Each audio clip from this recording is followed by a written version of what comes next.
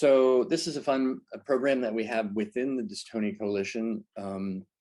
We take applications every year from anyone, people in the Dystonia Coalition, people outside of the Dystonia Coalition, and we review them and then award some grants to do some of those that we thought were the most promising. This is a pilot projects program. The purpose is to serve as seed funding, really to foster the most promising ideas into more competitive and larger research projects. Now, we don't do that for all projects. We focus specifically on clinical and translational projects related to dystonia. This means most of the basic science type applications are not really within our mandate. The usual plan is 1 to 2 grants each year, and this depends a lot on our foundation and patient advocacy group partners. Some of them are participating in this program, and they might get interested in certain things that come in. And when that happens, we can sometimes extend the plan to do more than 1 grant per year. Typical budget is less than $50,000 for a year. And as I mentioned already, we have an important partnership with the private patient groups and sometimes even industry partners that extend the reach of this program a little bit farther than we had originally planned.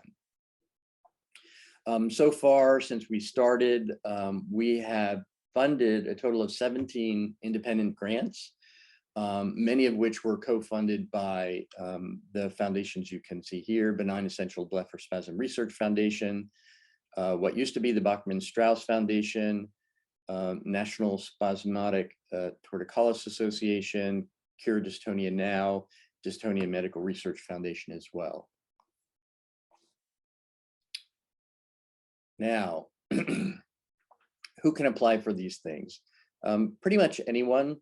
You don't have to be in the US or have US citizenship to get one of these grants.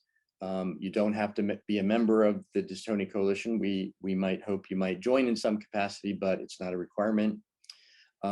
We typically announce the applications once a year, sometime in the fall, sometime in the early new year. And we get them reviewed, and then we typically make funding decisions by June or July. We just had our recent batch of applications come through, and those have been reviewed, and the scores are being tallied now so that we can determine who might be able to get the this year's round. We're expecting probably the announcements for the next call for applications to be in January of 2023, since we just completed the review of the most recent round. This is how we go about assessing which projects to fund. We review the usual things that many grants are subject to. We look at the candidate's record, potential, and career goals. We look, of course, at the research plan and its relevance to isolated dystonia.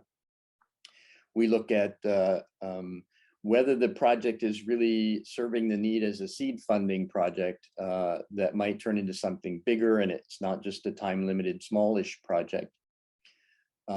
If there is a mentor, we look at mentors' involvement. We look, of course, at where it's being done, the environment, and whether it's feasible there. The review committee actually changes a little bit each year.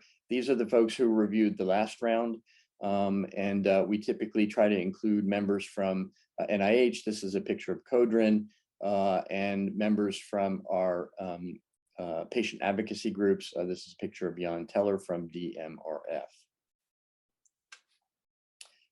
So this is a list of many of the pilot recipients from the past.